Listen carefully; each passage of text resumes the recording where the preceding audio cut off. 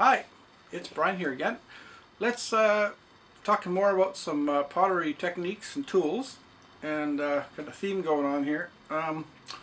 I talked last time, the last video I made, I was talking about throwing sets of things, making different mugs. In my case, I make lots of mugs, and making them the same size. The first thing was with that technique is weighing the balls of clay and using my gauge, which I showed in the other one. And this time I'm going to demonstrate a technique called throwing on the hump, and sounds like a funny term, but if you're familiar with pottery stuff, you'll know what that means.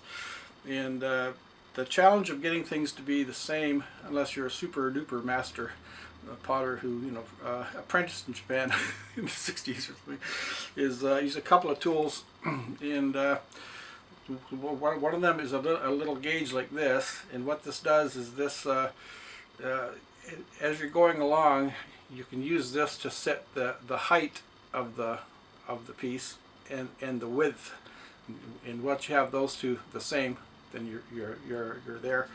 The other trick I use too, if you're throwing things on the hump to get them the right size, is usually I'll have a ball of clay weighed out to what my target is, and I'll set it right in front of me on the wheel. So then as I'm taking the apportioning the clay off of the hump, I get it to match the size, and I know I'm halfway home because I have the right amount of clay, and then of course I have the size I'm going for, the target. And there's another tool I'll demonstrate too as I get there, for a little trick for finding where the bottom is of a clay, which is also very important when you're cutting something off the hump.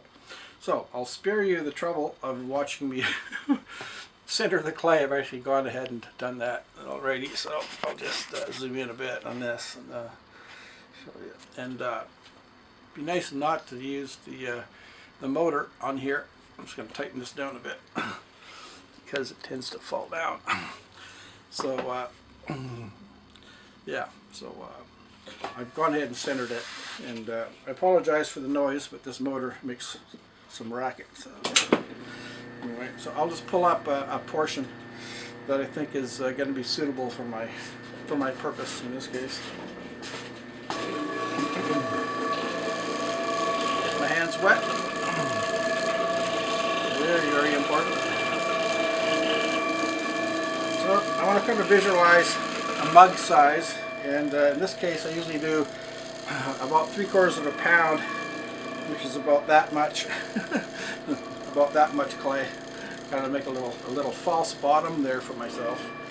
So what I'm going to do now is I'm going to open it up like I would if I had the lump of clay on the wheel head. Too bad to have the camera on this side. You can't really see what I'm doing with my hand.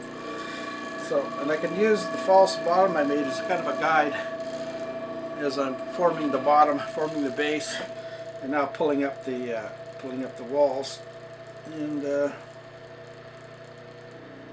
try not to use the motor too much. It's noisy. Not to go too fast either. So I'm just going to make my initial pulls here, roughly the size I want. So, and I won't go into big details here because I'm just demonstrating. But so let's say we've got roughly the size we're looking for here, and I'll check my little gauge. I'll go, oh, and check in here and say, oh, how is it in relation to the size I already have right now? Okay, I have to go a little deeper and a little wider, so I'll just carry on so I'll get it closer to my target. And a little thinner, a little taller. I'm happy with it. Let's say that's pretty good. Check my gauge again. Say yep, exactly. Okay, so I'm happy with that now. Now I'm going to show you another little trick that I came up with, and basically it's just a stick with a, oops, where's the camera?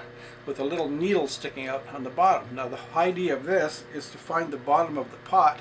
So I stop the wheel, I take this, put it at the very bottom, and then I poke it out.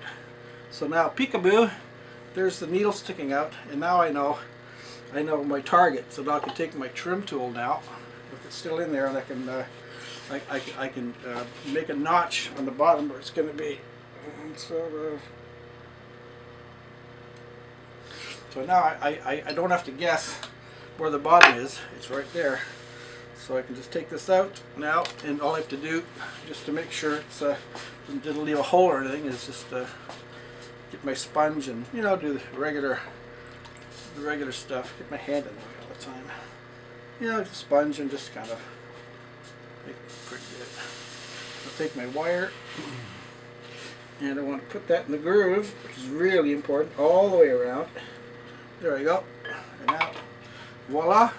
I have the pot cut off. I know how thick the bottom is already because I used my little gauge, and that's about it. You just keep on repeating. Now we've determined the size of the clay by visualizing a ball of the clay. We've used this tool to figure out the width and the height on the inside, and then we use this tool to determine where the bottom of the inside is, and that's about all there is to it.